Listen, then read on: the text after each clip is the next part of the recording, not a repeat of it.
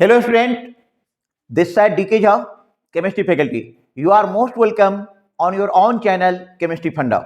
दोस्तों जैसे कि आप जानते हैं कि today's classes is completely for NEET examination 2024.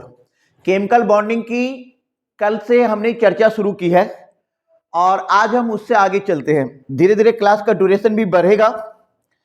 अभी शुरुआत है. तो केमिकल बॉन्डिंग में कल हमने चर्चा की थी. हम लोगों ने डिस्कशन करा था कि बॉन्ड कितने टाइप के होते हैं. उसमें हमने इलेक्ट्रोवैलेंट बॉन्ड के बारे में बताया था कि आयनिक बॉन्ड कैसे बनता है. उसमें एक टर्म आया था लैटिस एनर्जी. तो आज हम लोग लैटिस एनर्जी से लेकर के आगे चलते हैं. ठीक है, जिन्होंने कल का वीडियो नहीं देखा है वो पहले कल का वीडियो देख लें. केमिकल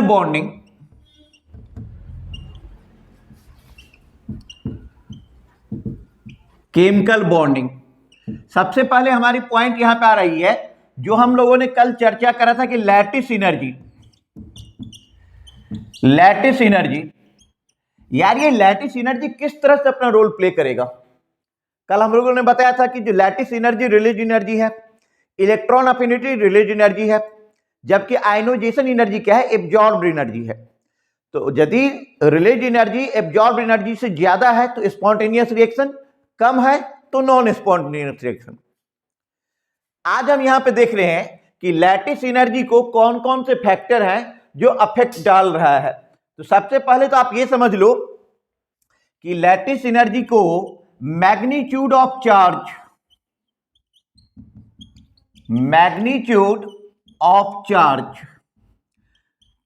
का मैग्नीट्यूड अफेक्टेड कर रहा है. यदि आप लैटिस एनर्जी को U से डिनोट करते हो तो U is directly proportional to product of charges. U is directly proportional to product of charges. Charge के प्रोडक्ट पे ये निर्भर करेगा. अब जैसे आप एग्जांपल ले लें कि NaCl MgCl2 AlCl3,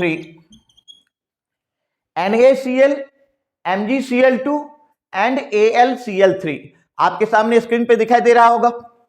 अच्छा, इसमें आप गौर करके क्या देख रहे हो कि जो लैटिस एनर्जी और चार्ज ऑन कैटायन पे यहां पे देखो कि -1 है, ये +1, ये -2, ये +2, ये -3, ये +3.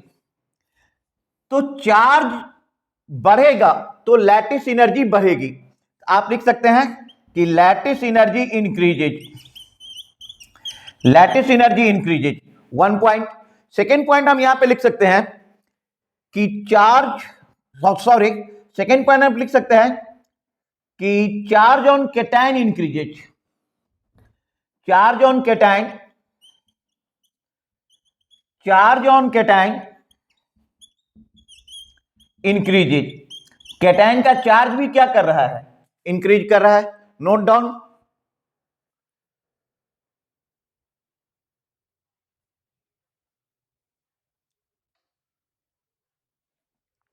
अच्छा, दूसरा हम यहां पे ले रहे हैं फैक्टर कि जैसे सपोज कर लो. अच्छा, नोट किए हो, नोट कर लिए. चलो, हमने लिया मान लो LiCl, lithium chloride, NaCl, KCl, potassium chloride, RbCl, CaCl. अब आप इस एग्जांपल में गौर करके देखो कि एनायन सब में सेम है और कैटायन अलग अलग है. लेफ्ट से राइट जाने पे कैटायन का साइज क्या हो रहा है, इंक्रीज कर रहा है. Size of cation increases.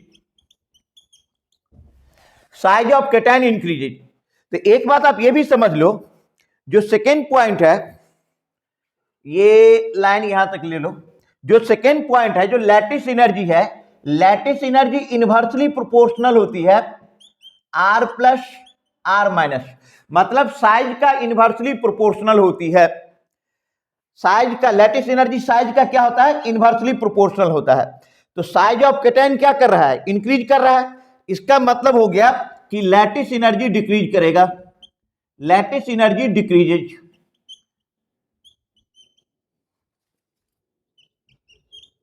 Lattice energy decreases. तो मेनली लैटिस एनर्जी यदि आप गौर करके देखो तो दो फैक्टर पे डिपेंड कर रहा है, डायरेक्टली प्रोपोर्शनल है product of charge and inversely proportional है डिस्टेंस का। इनवर्सली प्रोपोर्शनल है डिस्टेंस का। तो प्रोडक्ट ऑफ चार्ज बढ़ते जाएंगे, लैटिस एनर्जी इंक्रीज करते जाएगी, और जैसे जैसे डिस्टेंस बढ़ते जाएगा लैटिस एनर्जी डिक्रीज करते चली जाएगी। Note down.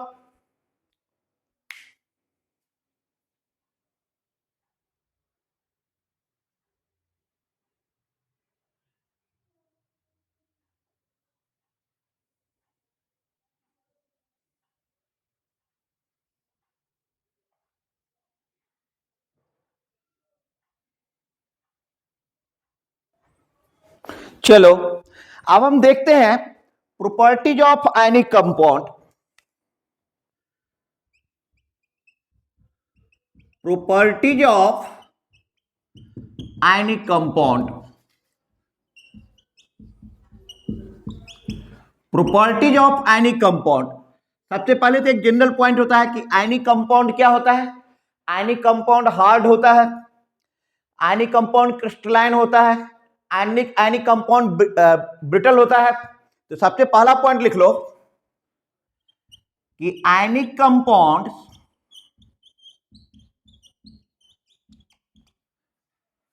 Are hard comma crystalline and brittle due to strong electrostatic force of attraction.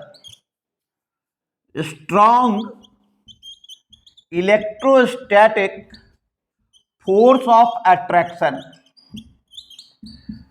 Due to a strong electrostatic force of attraction. Ionic compounds are hard, crystalline and brittle due to a strong electrostatic force of attraction. अच्छा, दूसरा point यहां पे है कि ionic compound में isomorphism की characteristics होती है।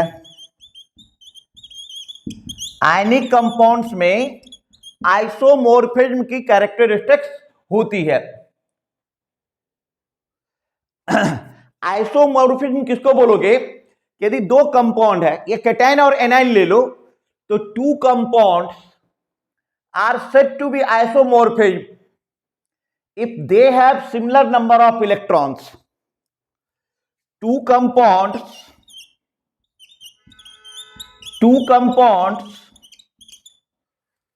are said to be isomorphism. Two compounds are said to be isomorphism if they have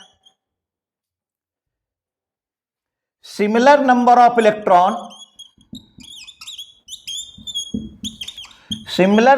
electrons or similar electronic configuration.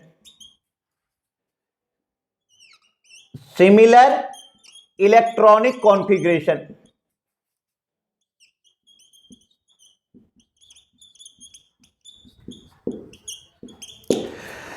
दो कंपाउंड को, अच्छा, आइसोमोर्फिज्म की जो कैरेक्टरिस्टिक्स है वो सिर्फ आयनिक कंपाउंड में ही है। तो दो कंपाउंड एक दूसरे का आइसोमोर्फिज्म कब होगा? जब उसके पास सिमिलर नंबर ऑफ इलेक्ट्रॉन हो या सिमिलर इलेक्ट्रॉनिक कॉन्फ़िगरेशन हो जाए। जैसे मैं यहां पे एक एग्जांपल ले रहा हूं कि NaF और MgO का। आप देखो NaF और MgO, Na प्लस की यदि आप बात करोगे तो Na प्लस है और F माइनस है, तो इसका इलेक्ट्रॉनिक कॉन्फ़िगरेशन क्या हो जाएगा? 2,8। अच्छा, फ्लोरीन माइनस का भी कितना हो जाएगा? 2,8, 10। अच्छा, Mg और O की बात करो तो Mg2 positive, O2 negative, magnesium 12 होता है, 2 चला गया, तो ये भी हो गया 2,8। अच्छा, ऑक्सीजन का अपना एटॉमिक नंबर 8 है और 2 इलेक्ट्रॉन आपने ऐड कर दिया, तो ये भी हो गया 2,8। तो NaF और MgO को आप बोल सकते हो कि सिमिलर नंबर ऑफ इलेक्ट्रॉन भी है, सिमिलर इलेक्ट्रॉनिक कॉन्फ़िगरेशन भी है, तो ये कहलाएगा आइसोमॉर्फिज्म। क्या कहलाएगा? आइसोमॉर्फिज्म। नोट कर ले कॉपी पे।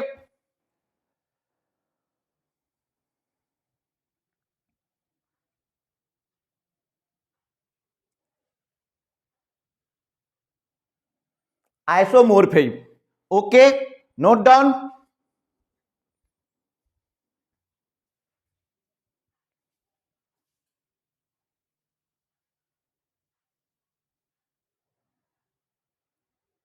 सॉरी, आप लोगों को इधर का नहीं दिख रहा था, सॉरी सॉरी सॉरी, अब दिख रहा है, सॉरी। नोट कर लो आप लोग। अच्छा, हम बात कर रहे थे आइसोमॉर्फिज्म का, तो इसमें हमने लिया था NaF और MgO। जैसे हम दूसरा एग्जांपल ले लेते हैं कि CaCl2, तो Ca2Cl माइनस, Ca2 प्लस। अच्छा बेटा, Ca2 प्लस कैल्शियम 288 और 2Cl माइनस, तो 288 और 288।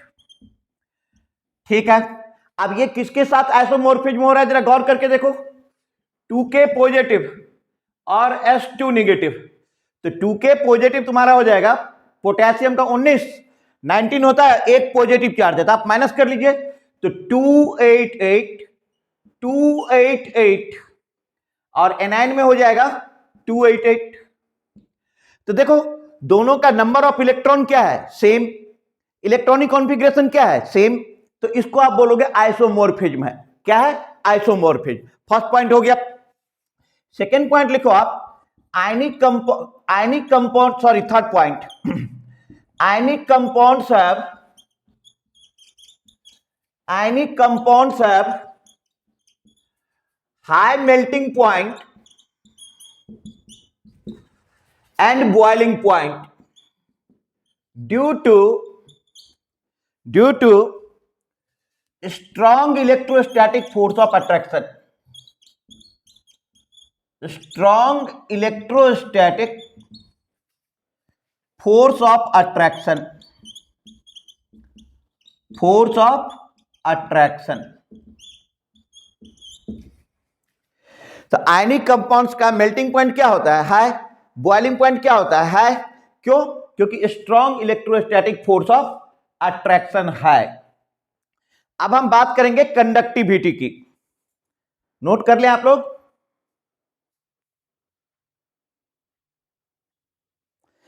अब हम बात करते हैं कंडक्टिविटी की, थर्ड पॉइंट। यह है हमारे पास conductivity.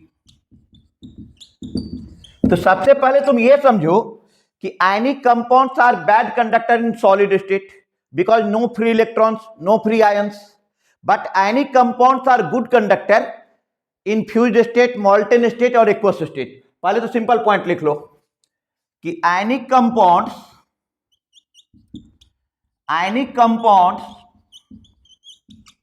Are bad conductor of electricity, bad conductor of electricity in solid state, in solid state। Ionic compounds solid state के कंडीशन में due to absence of, solid state के कंडीशन में due to absence of no free ions, तो ionic compounds are bad conductor of electricity in solid state. अच्छा, solid state में होता क्या है? सॉलिड स्टेट में नो फ्री आयंस, कोई आयंस फ्री नहीं है। सॉलिड स्टेट में कोई आयन फ्री नहीं है, तो वो क्या हो जाएगा? Bad conductor of electricity, bad conductor of electricity. अच्छा, इन फ्यूज्ड स्टेट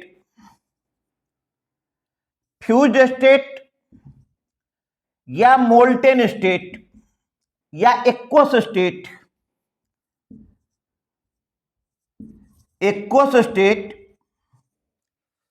यहां पे फ्री आयंस है,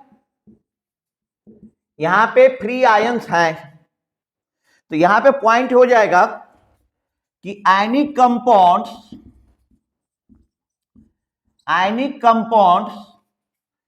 are good conductor of ionic compounds are good conductor of electricity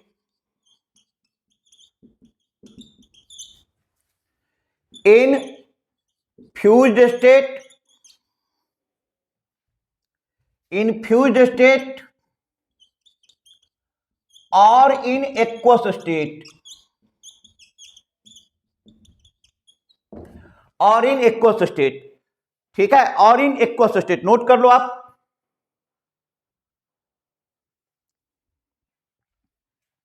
note कर लो, पहले आप नोट कर लो।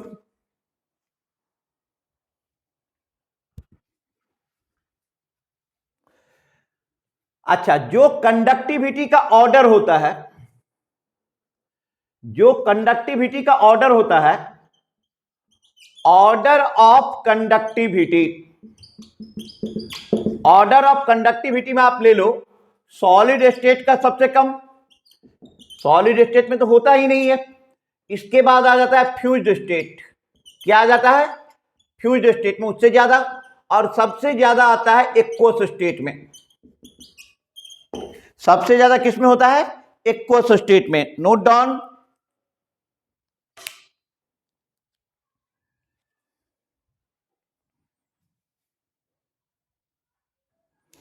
अब हम बात करते हैं सॉलिबिलिटी की। जो आयनिक कंपाउंड की सॉलिबिलिटी की हम बात करें, लाइक डिजॉल्व लाइक, तो आप लिख सकते हो कि ionic compounds are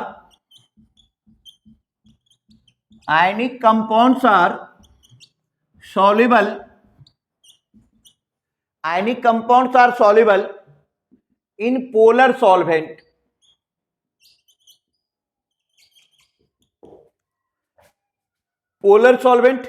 and insoluble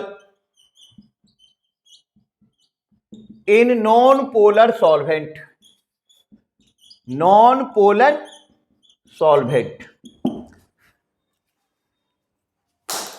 non-polar solvent। Note down.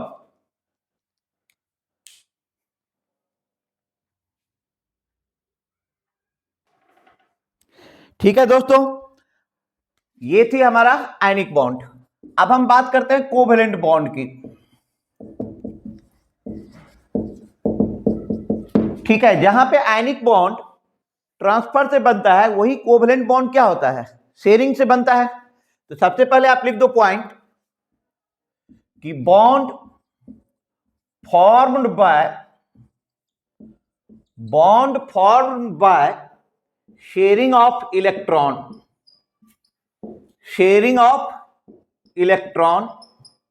Between two atom बोलो या टू इलेक्ट्रोनेगेटिव एटम बोलो। ठीक है, अब जरा एक एग्जांपल ले लो। देखो, ये शेयरिंग से होता है, साझेदारी में ही समझदारी। क्या होता है कभी कभी कि जैसे मैं यहां से न्यू दिल्ली रेलवे स्टेशन जाऊं और मैं एक कैब बुक करूं, तो यहां से न्यू दिल्ली रेलवे स्टेशन का 500 रुपया आ जाएगा। लेकिन यदि मैं यही मेट्रो से जाता हूं शेयरिंग करके, जिसमें लाखों लोग जाते हैं, खड़े होकर के, झुक करके, गिर करके, जैसे भी, तो उसमें हमें कम से कम कितना 30-40 रुपीज लगेगा। तो शेयरिंग क्या होता है कि जब हम अफोर्ड नहीं कर सकते तो शेयरिंग करते हैं। अफोर्ड कैसे नहीं कर सकते? कि bond form by sharing of electron. अब यहां पे देखो क्या सिचुएशन है कि हाइड्रोजन और क्लोरीन, हाइड्रोजन का एटॉमिक नंबर कितना है? 1, क्लोरीन का कितना है? 17। अच्छा, इसका इलेक्ट्रॉनिक कॉन्फ़िगरेशन हो गया 1s1, this is 1s2, 2s2, 2p6, 3s2, 3p5। ठीक है, अब वैलेंस इलेक्ट्रॉन की बात कर लो। हाइड्रोजन में कितने वैलेंस इलेक्ट्रॉन है? 1। क्लोरीन में कितने वैलेंस इलेक्ट्रॉन है? 5 + 2 7। वैलेंसी पढ़े होगे ना तुम लोग। Combining capacity of an element is called its valency. तो हाइड्रोजन की वैलेंसी 1 है और क्लोरीन की भी वैलेंसी 1 है। अब आप यहां पे देखिए कि हाइड्रोजन अपने एक इलेक्ट्रॉन के साथ मान लो कहीं पे घूम रहा है। अब एक इलेक्ट्रॉन में तो स्टेबल होगा नहीं, हाइड्रोजन 2 इलेक्ट्रॉन लेकर के स्टेबल होता है, डुएट कॉन्फ़िगरेशन बनाता है। हीलियम इनर्ट है, उसकी छोड़ी दो। इनके अलावा जितने सारे एटम हैं वो ऑक्टेट कॉन्फ़िगरेशन पे स्टेबल होता है। किस पे? ऑक्टेट पे। चलो, तो यहां पे हाइड्रोजन के पास एक इलेक्ट्रॉन है, इधर क्लोरीन को देखो 1 2 3 4 5 6 7, क्लोरीन के पास कितने हैं? 7। अब क्लोरीन को ऑक्टेट पूरा करने के लिए एक इलेक्ट्रॉन चाहिए, हाइड्रोजन को डुएट पूरा करने के लिए, क्योंकि ये 2 इलेक्ट्रॉन पे ये स्टेबल हो जाएगा, इसको भी एक इलेक्ट्रॉन चाहिए। अब हाइड्रोजन यदि अपना इलेक्ट्रॉन क्लोरीन को दे देगा तो बेचारा बिल्ला हो जाएगा, कहीं का नहीं रहेगा। क्लोरीन दे देगा तो ये भी कहीं का नहीं रहने वाला है। इन दैट कंडीशन हाइड्रोजन और क्लोरीन ने मिलकर के फैसला किया कि चलो शेयरिंग कर लेते हैं, एक इलेक्ट्रॉन तुम्हारा, एक इलेक्ट्रॉन हमारा। तो शेयरिंग से बन रहा है बॉन्ड, तो चलो ये शेयरिंग हो गया, शेयरिंग से बॉन्ड बन गया। अब देखो क्लोरीन का ऑक्टेट फुलफिल हो गया, 2 2 4 2 6 2 8, और हाइड्रोजन का डुएट कॉन्फ़िगरेशन फुलफिल हो गया ना। ये एक एग्जांपल हुआ। उसी तरह आप CH4 का देखो, कार्बन का वैलेंस इलेक्ट्रॉन 4 होता है, हाइड्रोजन का कितना होता है? 1, हाइड्रोजन 1, हाइड्रोजन 1, हाइड्रोजन 1। अब देखो हाइड्रोजन कंप्लीट हो गया डुएट, हाइड्रोजन का कंप्लीट हो गया डुएट, हाइड्रोजन का कंप्लीट हो गया डुएट, हाइड्रोजन का कंप्लीट हो गया डुएट। लेकिन यदि आप कार्बन की बात करो तो कार्बन का भी तो ऑक्टेट कंप्लीट हो रहा है। देखो यहां पे शेयरिंग हुआ, यहां पे शेयरिंग हुआ, यहां पे शेयरिंग हुआ, यहां पे शेयरिंग हुआ। तो कोवेलेंट बॉन्ड शेयरिंग से बनता है। किससे बनता है? शेयरिंग से। ये बेसिक डेफिनेशन है, ये आना चाहिए। अब इससे नीट में क्वेश्चन नहीं पूछने जा रहा है, बट ये बेसिक है, हम आगे जो बढ़ेंगे किसी बेस पे ही बढ़ेंगे। चलो ये बेस हो गया, नोट कर लो।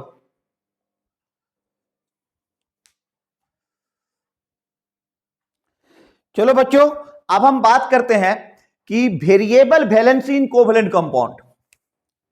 वेरिएबल वैलेंसी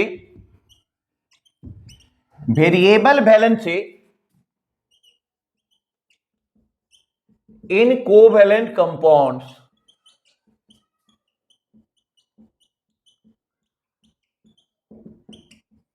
वेरिएबल वैलेंसी का क्या मतलब है बता रहा हूं कि एक एटम एक से ज्यादा टाइप का वैलेंसी शो कर सकता है। जैसे नाइट्रोजन 3 शो करता है, बट फास्फोरस 3 और 5 दोनों शो करता है ना game.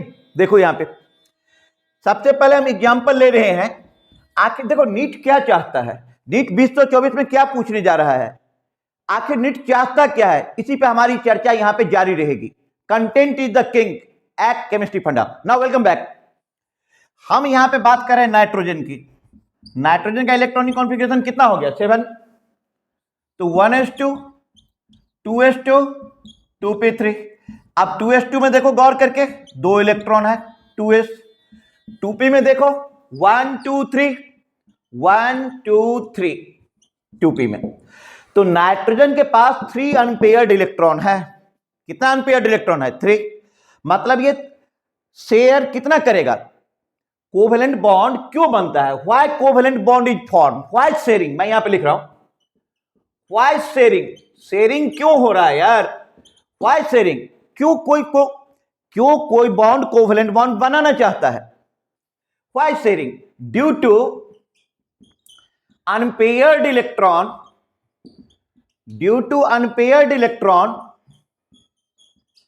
wants to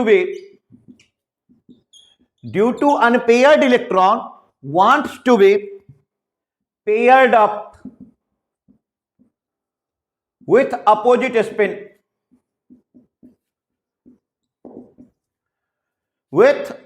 spin, due to unpaired electron want to be paired up with opposite spin। Unpaired electron pair होगा और अपोजिट स्पिन के साथ पेयर होगा तो स्टेबल हो जाएगा। दुनिया में कोई भी घटना घटती है उसके पीछे रीजन एक ही होता है, स्टेबिलिटी। मैं यहां पे यूट्यूब पे पढ़ा रहा हूं, रीजन एक ही है, स्टेबिलिटी। तुम यूट्यूब से देख रहे हो, रीजन एक ही है, स्टेबिलिटी। कुछ भी सोच लो, your father is somewhere working for the purpose of stability, because वो कहीं पे कुछ अर्न करेंगे, अर्न करके घर लाएंगे, घर को चलाएंगे, घर का खाना पीना चलेगा, बच्चों की पढ़ाई चलेगी, दवाई चलेगी, कपड़े चलेंगे। कोई कुछ भी काम करता है उसके पीछे रीजन एक ही है बेटा, स्टेबिलिटी। स्टेबिलिटी के अलावा कोई रीजन इस दुनिया में है ही नहीं किसी काम के पीछे। यदि तुम्हें किसी बात का मतलब निकालना हो कि कोई घटना क्यों घट रही है, तो तुम पूछ लो क्वेश्चन लगा करके कि स्टेबिलिटी का यहां पे क्या रोल है। कोई किसी के साथ मिल रहा है for the purpose of stability, कोई किसी से अलग हो रहा है for the purpose of stability. Breakup और मेकअप जो होता है वो स्टेबिलिटी के पर्पस से ही होता है। फ्रेंडशिप होती है स्टेबिलिटी के पर्पस से, और ब्रेकअप भी होता है स्टेबिलिटी के पर्पस से। तो दुनिया में कोई भी घटना घटती है for the purpose of stability only. Stability is the only real truth of the world. तो यहां पर अनपेयर्ड इलेक्ट्रॉन भी पेयर्ड होना चाह रहा है, due to unpaired electron wants to be paired up with opposite spin for the purpose of stability. तो due to unpaired electron wants to be paired up with opposite spin to attain stability, to attain stability. अच्छा, ये हमारा देखो, अब nitrogen की हालत देखो, 2s2p, 3 unpaired electron है। तो नाइट्रोजन जो है, तो मान लो 3 अनपेयर्ड, अच्छा 2 तो ये है इसका लोन पेयर जो बॉन्डिंग में पार्टिसिपेट नहीं कर रहा है, और 3 है वैलेंसी। क्लोरीन का देखो 1,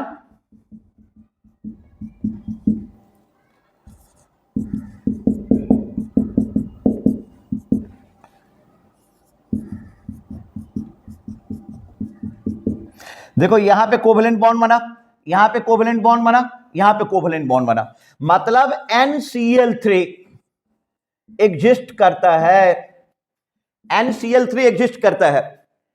लेकिन नाइट्रोजन से NCl5 बना लो, हाय 5 अनपेयर्ड इलेक्ट्रॉन है, हाय 5 अनपेयर्ड इलेक्ट्रॉन नहीं है ना, तो NCl5 एग्जिस्ट नहीं करेगा, लिख के रख लो। तो NCl5 does not exist, NCl5 does not exist, note down.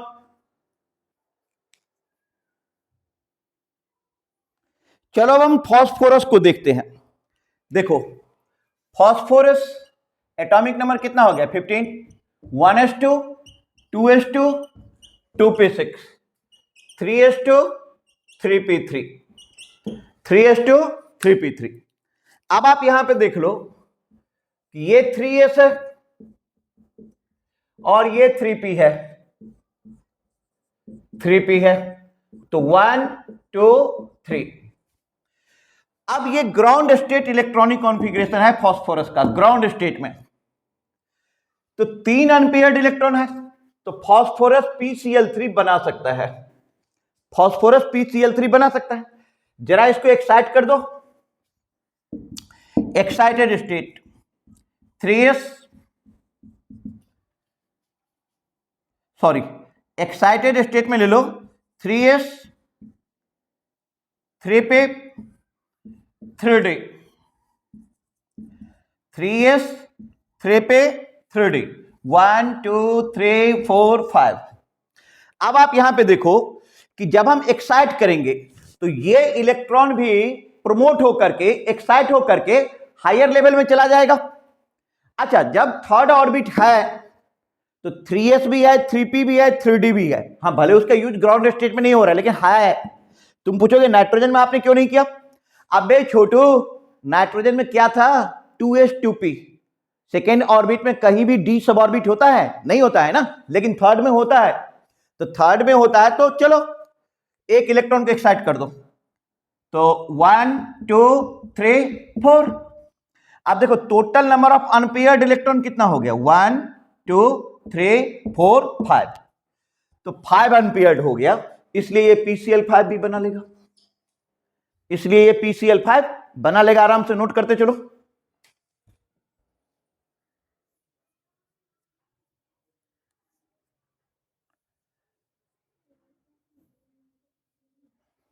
अच्छा, अब यदि हम बात करते हैं सल्फर का, सल्फर कितना होता है 16। चलो बोर्ड साफ कर लेता हूं पहले, तुम लोग नोट कर लिए हो ना?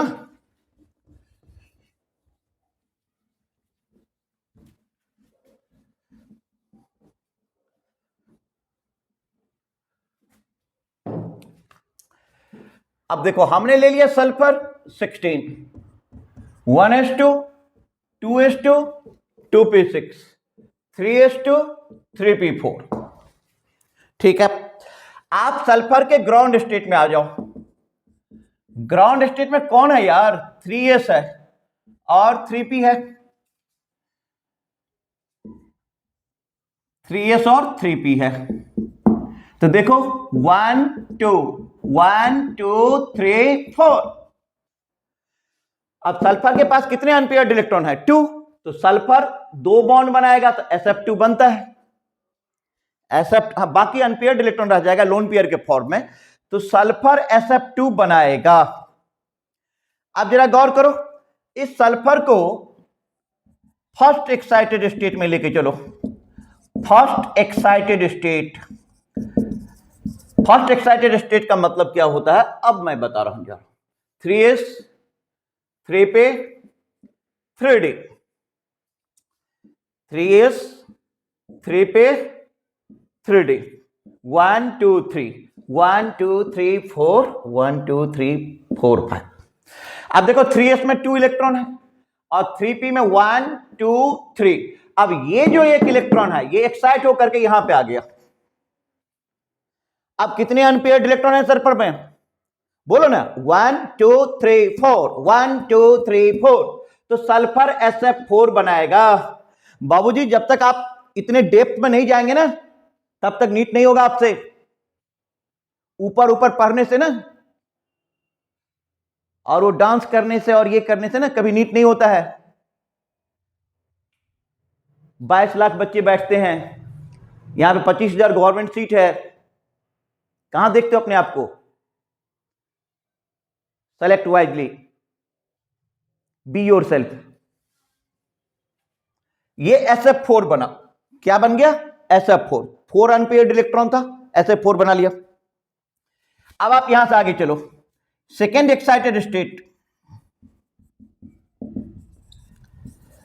Second excited state 1 2 3, 3s 3p 3d, 1 2 3 1 2 3 4 5। अब देखो एक इलेक्ट्रॉन है।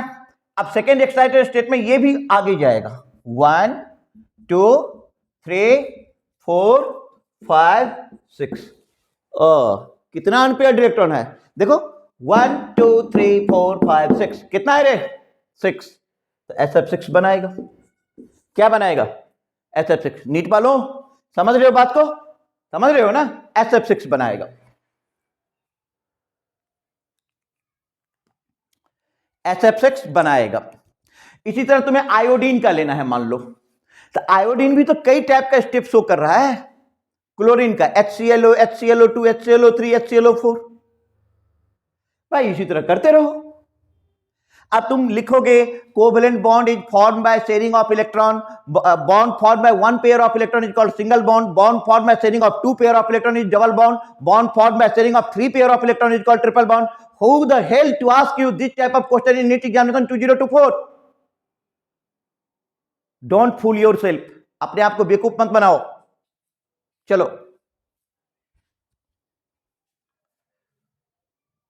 आगे ले चलते हैं। अब लिखो आप properties of covalent bond.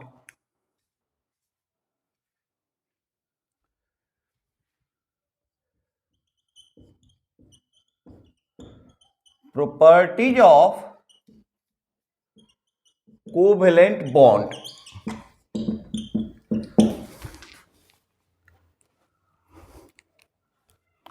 Properties of covalent bond. First point, it exists in all the three states.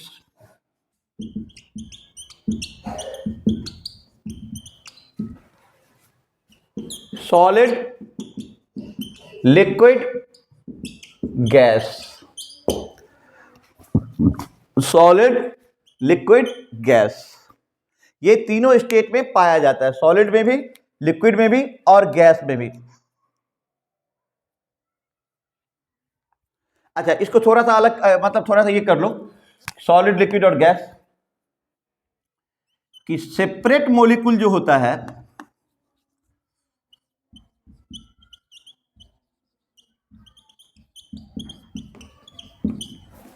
Separate molecule in gaseous state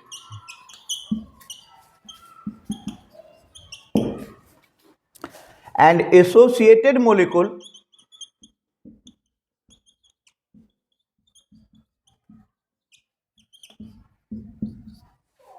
in liquid or solid state, in liquid or solid state.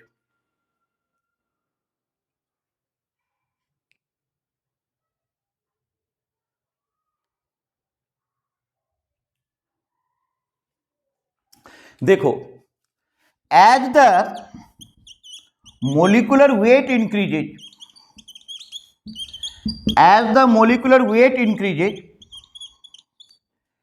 physical state changes, physical state changes. जैसे आप यहां पे देखो कि F2 है, Cl2 है, Br, थोड़ा थोड़ा स्पेस लेकर के लिखो, F2 Cl2 Br2 I2 AT2 statin 82। अब फ्लोरीन और क्लोरीन को तुम क्या मानोगे? ये गैस है, ब्रोमीन लिक्विड फॉर्म में होता है, और आयोडीन और स्टेटिन ये चला जाएगा सॉलिड फॉर्म में। तो जैसे जैसे मोलिकुलर मास बढ़ते जा रहा है, देखो फिजिकल स्टेट चेंज होते जा रहा है, फिजिकल स्टेट चेंज होते जा रहा है।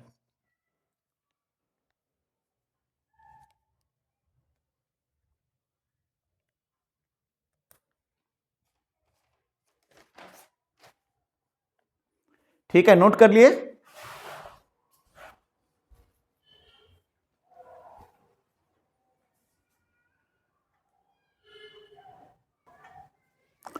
चलो सेकेंड पॉइंट की हम बात करते हैं, कंडक्टिविटी की।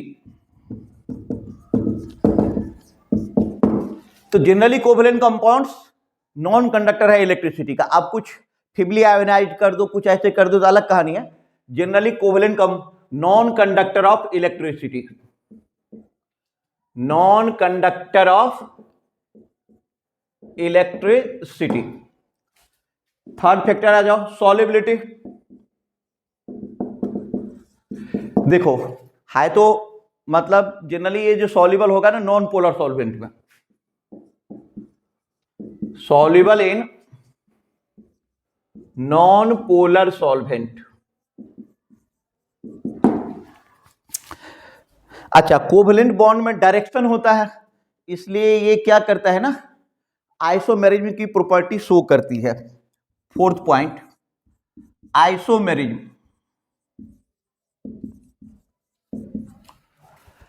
Due to directional character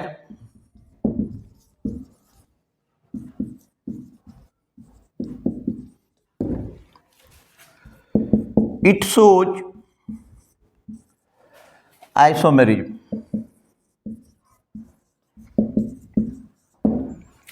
fifth point, generally covalent compound का जो रिएक्शन होता है वो काफी स्लो होता है, वो काफी स्लो होता है। तो बस एक लाइन लिख लो, रिएक्शन बिटवीन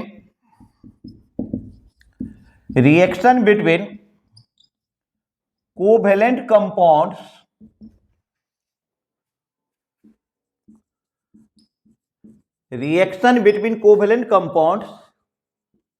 आर स्लो होता है।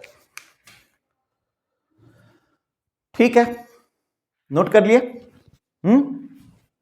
बोलो। चलो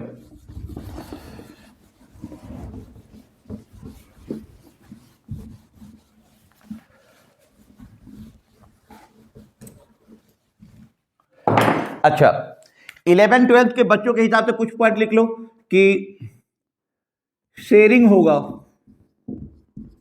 यदि वन पेयर का, तो बनेगा सिंगल बॉन्ड। क्या बनेगा? Single bond. 2 पेयर का शेयरिंग होगा तो बनेगा डबल बॉन्ड। 3 पेयर का शेयरिंग होगा तो बनेगा ट्रिपल बॉन्ड। Triple bond. आखिर टाइप्स ऑफ कोवेलेंट बॉन्ड क्या है, फजांस रूल इसको कैसे अफेक्ट करता है, बॉन्ड कैरेक्टरिस्टिक्स क्या है, उसका नीट से क्या लेना देना है, हाइब्रिडाइजेशन क्या चाहता है, हाइब्रिडाइजेशन से नीट को कितना यूज मिल पाएगा बच्चों को, मॉलिक्यूलर ऑर्बिटल थ्योरी का क्या रोल है और हाइड्रोजन बॉन्डिंग का क्या रोल है, इन सब बातों पे हमारी चर्चा जारी रहेगी आने वाली क्लासों में। But today's last most important question of this class right now, आज का आखिरी सवाल, और इन सवालों का देना है आपको सीधा, सिंपल, स्ट्रेट एंड ऑनेस्ट जवाब। Till this point anyone have any problem? Any problem? Any problem? No. Thank you, thanks for your nice cooperation, sorry for disturbance. Classes will be continued according to schedule. Okay, bye, bye, go and enjoy.